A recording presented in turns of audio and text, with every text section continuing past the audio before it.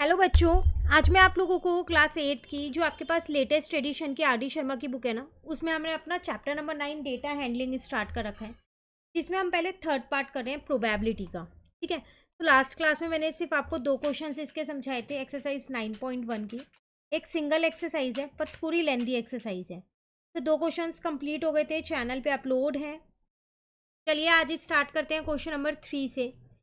मैं आपसे क्या कह रहा है, in a simultaneously throw a pair of dice find the probability of getting.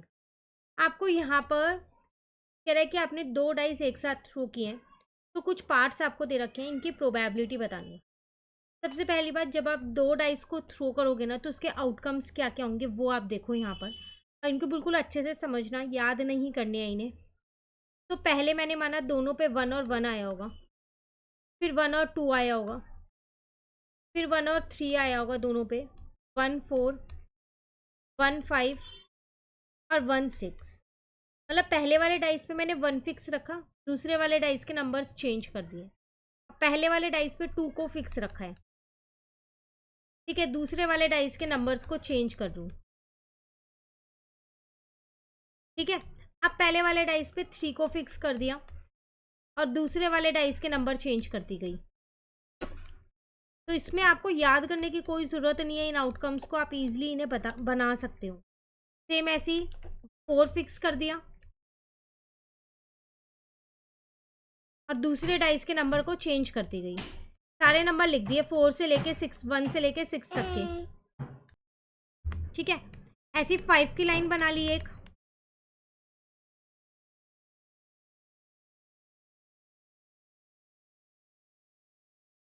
और ऐसी एक मैंने क्या किया, 6 की लाइन बना ली। अगर आप ये आउटकम 6 बनाएगा यहाँ एक बार में लिख देते हो ना, उसके बाद सारे पार्ट्स करने आपके लिए बहुत आसान हो जाएंगे। बस इनको एकदम सही लिखना। ठीक है, अगर आप इन्हें काउंट करोगे ना, टोटल आउटकम्स आपके पास 36 आएंगे। तो टोटल नंबर ऑफ आउटकम्स मेरे पास कितने आ जाएंगे यहाँ पर, 36 हैं। ठीक है, अब क्वेश्चंस देखो। कह रहा है फर्स्ट पार्ट में 8 एज अ सम, 8 होना चाहिए। तो एक तो 2 और 6 है, 3 + 5 8 हो जाएगा। उसके बाद 4 + 4 8 हो जाएगा। उसके बाद 5 + 3 8 हो जाएगा और 6 और 2 हो जाएगा। 1 2 3 4 5। फेवरेबल आउटकम मेरे पास सिर्फ 5 है, 5 है ना, तो इसकी प्रोबेबिलिटी हो जाएगी 5/36 कि टोटल आउटकम 36 है।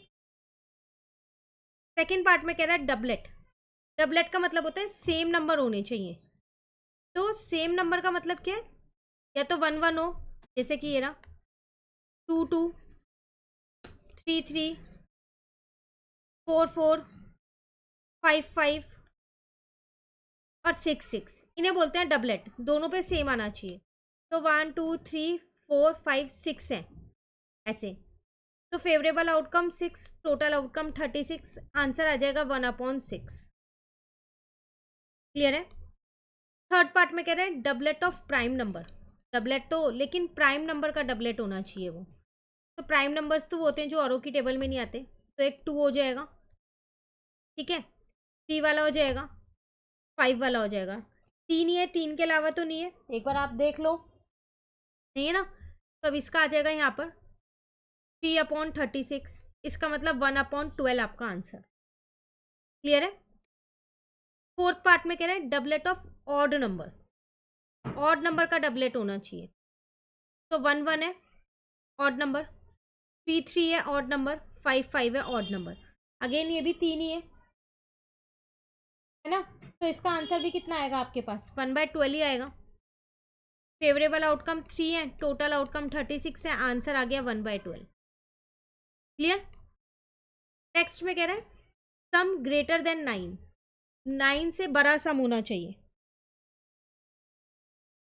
तो सर्कल करें अगर हम यहाँ पर उन नंबर्स को जिनका सम 9 से बड़ा है, पहले ये वाले को इरेज कर देते हैं, वरना कंफ्यूजन हो जाएगी और पता नहीं चलेगा।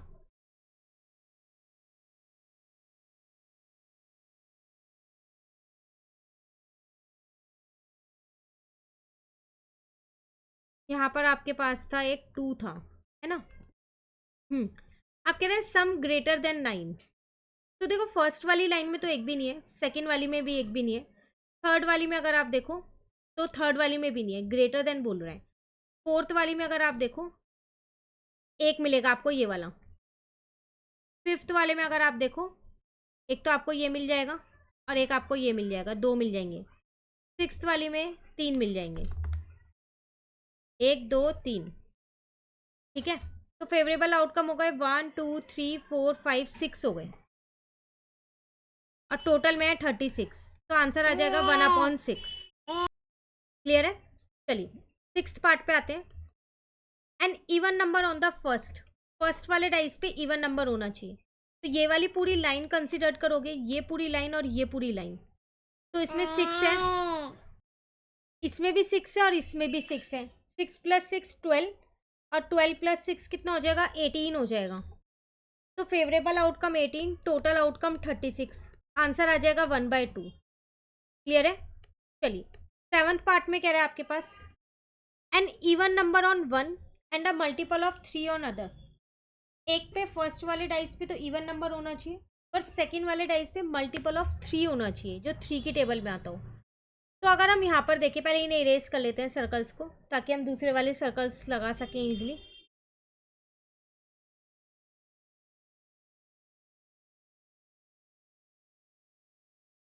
तो इवन नंबर वाली तो यही 3 लाइन है, लेकिन अब मल्टीपल ऑफ 3 चाहिए। तो एक तो ये वाला हो जाएगा और एक ये वाला हो जाएगा, 2। इसमें अगर आप देखो एक तो ये हो जाएगा, एक ये हो जाएगा, 4। यहाँ पर आपके पास देखो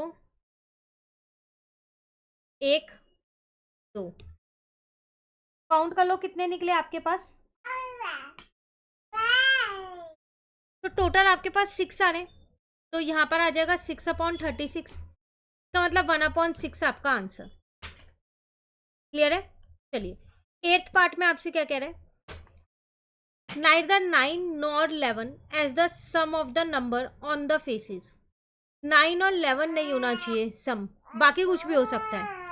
तो सिर्फ 9 और 7 वाले नंबर्स को हटा दो। तो हम 9 और 11 वाले हटाते हैं।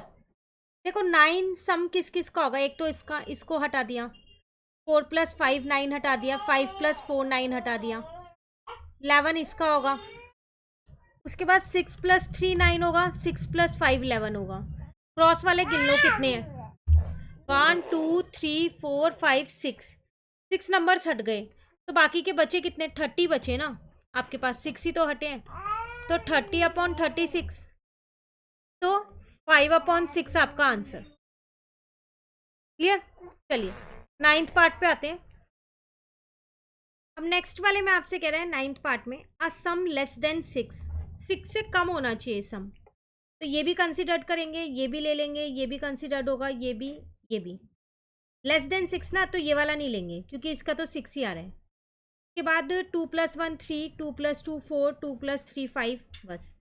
3 + 1 4, 3 + 2 5, 4 + 1 5, 5 + 1 6 हो जाएगा और नहीं होंगे। तो 1 2 3 4 5 6 7 8 9 10।